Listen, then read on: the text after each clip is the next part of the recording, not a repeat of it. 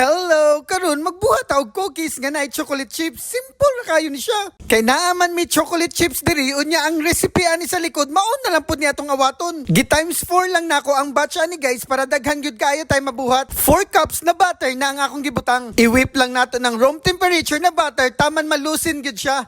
Ibutang day nato ang 2 and 1/2 cup na white sugar ug 3 cups na muscovado sugar. Pero dapat light brown sugar gyud na inyong gamiton guys. Ayaw ng muscovado, wala lang ko choice kay maura na available diri. So mag-expect na mo na medyo dark ang atong cookies tungod muscovado ang atong gamit. Pag na-mix na ganin na ang atong butter ug sugar, ipambutang na nato ang mga itlog. Ug dapat 1 by 1 lang inyong pagbutang. Ayaw ninyo pakaliti kay makuratan na bagon ko ng ulo ninyo ron. Timplahan din nato na siya 5 tablespoon na vanilla, 5 teaspoon na baking soda, ug 2 and 1/2 teaspoon na pampawala sa lumay. Ug ang pinakalas nato nga ibutang ang 10 cups na all-purpose flour.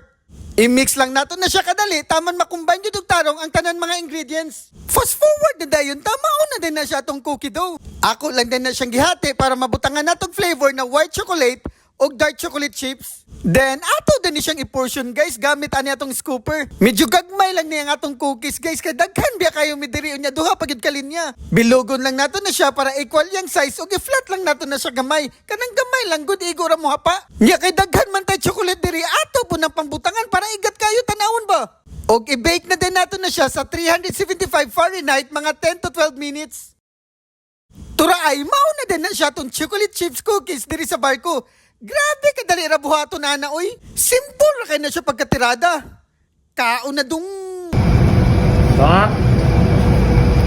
Sarap sa Bluey. Sana all. Pengin naman recipe.